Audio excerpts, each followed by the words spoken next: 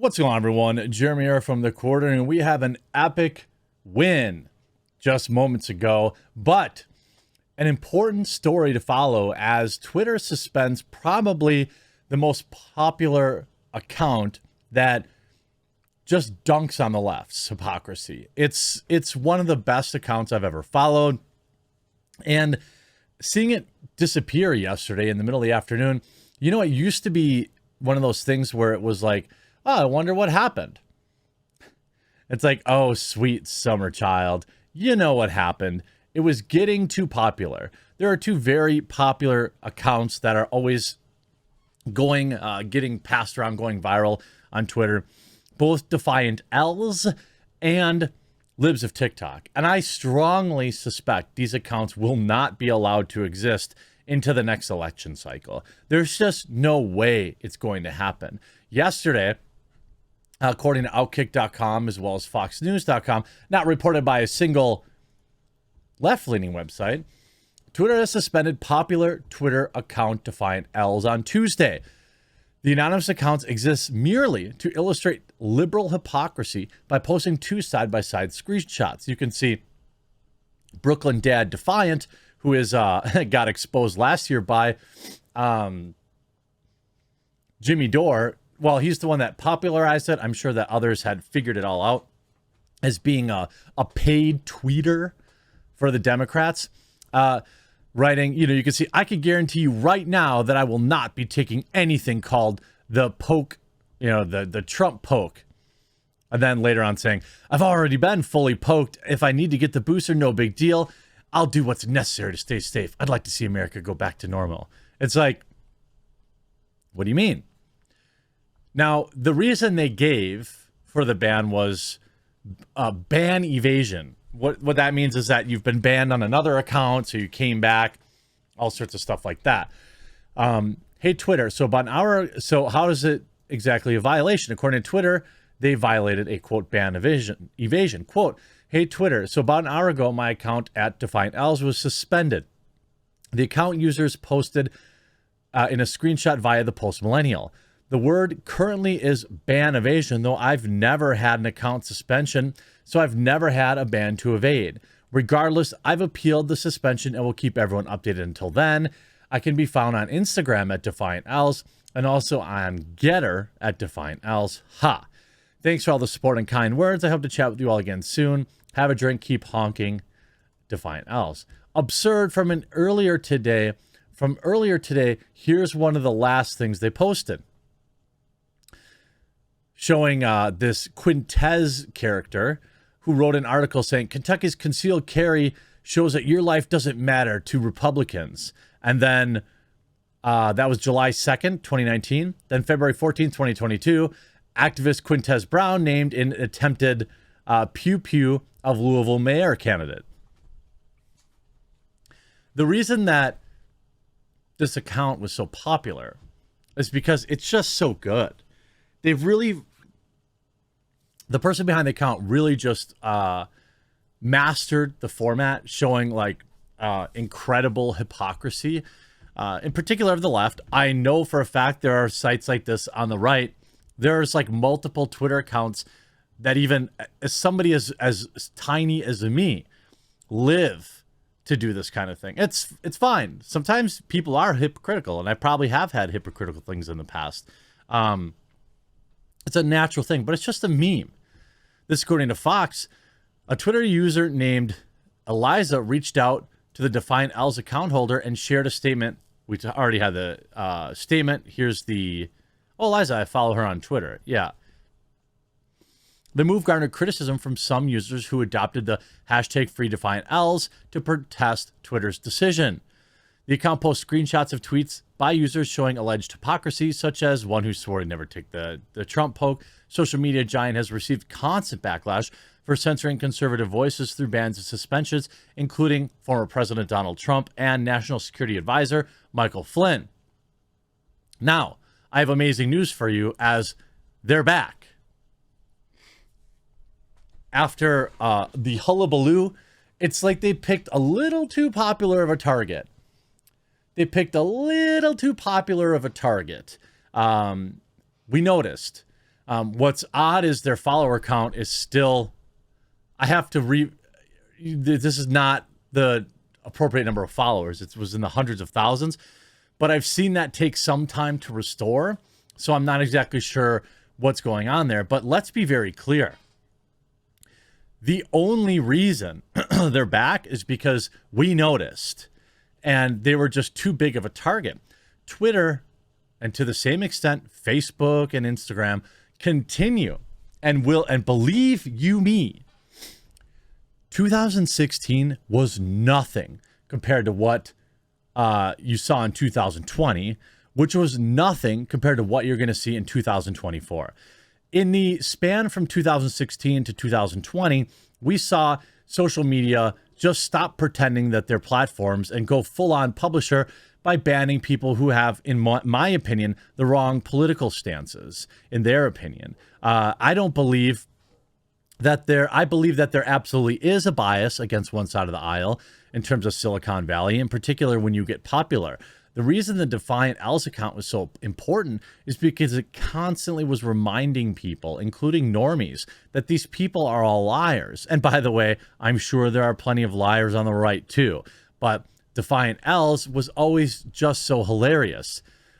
The last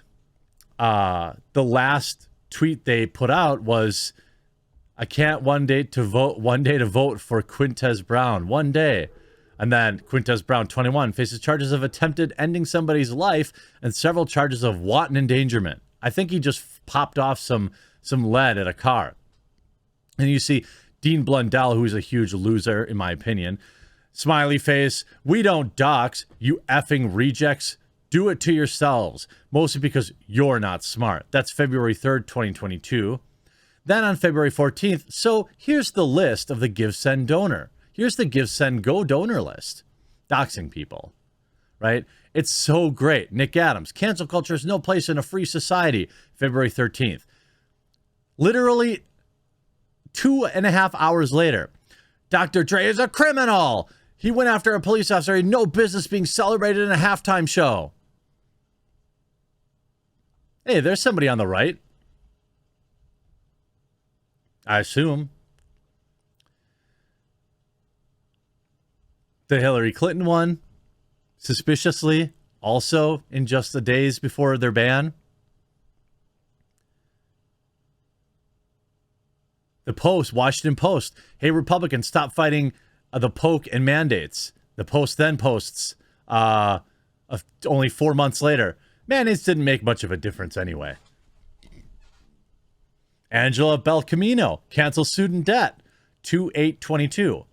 2 days later, if you didn't leave the room for inflation in your family's budget, it's your own fault. Yeah, you idiot. It's like these people don't actually hold any true positions. And I've got to be honest with you, when you start like speaking on stuff like this, you've got to be like conscious of the things you're saying.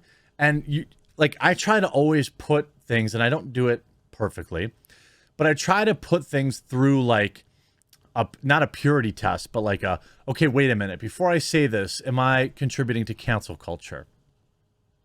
You know, there are times when I'll point stuff out and maybe I get a little too close to it and it's not clear that I don't want somebody fired. Like when I cover somebody being a hypocrite or do something terrible, I'm not really directly asking for them to be fired. Although today I'm going to have a video where I'm saying, "Susan Wojcicki, it's time to go." That video coming up in just a little bit. But the reason hypocrisy is such a powerful thing to point out is because it erodes the blind trust that people have for these, in most cases, leftists, but also these blue checkmark people on Twitter. Oh, they have a blue checkmark. They must be smart. They must be somebody I need to follow. No. Like, all this account literally does is post two tweets in context, including the date and times, and it just creates a massive dunk. Now, I understand where Twitter users who are soft don't like this. Could Defiant L's blur out their names? Sure, but then it loses all of its context. Like, you need to know who said it. You need to see if it's a politician or somebody in the media or something like that, you know? Brooklyn Dad, right? How about this? This is one of the best ones I've seen in a while. They could lose billions in one day, shut down stores, airports, gas stations, buses, and trains, shut every single thing down where money exchanges hands. The markets will tank. Don't buy anything. General strike. 8/14/2020. February 11th, 2022. I'm no supply chain expert, but I guess thousands of trucks blocking the transport of goods is probably not helping stock shelves or making prices go down. But what do I know? Bro, what about a general strike? The power of seeing these two things next to each other is immense. The power of memes, we saw it in 2016's election. I believe firmly that the right, at that time, the right's superior ability to meme helped Donald Trump win the election. Does anybody disagree with me? It certainly didn't hurt it. It wasn't the only factor, but it absolutely helped. And these technology platforms like Twitter and Facebook and Instagram, they know that.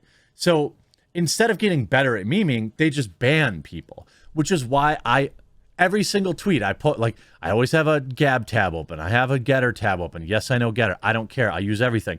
I have Minds open. I use everything I possibly can. Because getting your message out there is actually more important in this case, in some cases, and more difficult, than having the right opinion or having something good to say.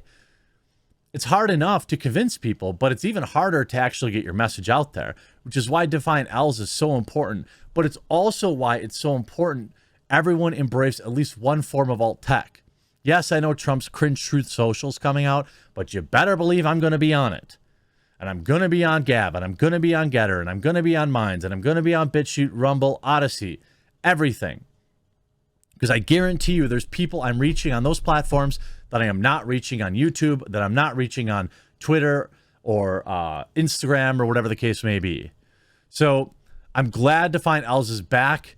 I am not optimistic about their survival rate, but I sure hope that, I don't care what Twitter does. I hope that in 2 years and a year and a half when the next election cycle spins up, that I won't have to care, that there will be legitimate competitors in the market where Twitter can just be their cringe little left-wing echo chamber and lose a lot of its power. That's what I really hope, because they're not going to change. That's a fact. Welcome back to Defiant L's. I hope you enjoyed this video. We'll talk to you again real soon.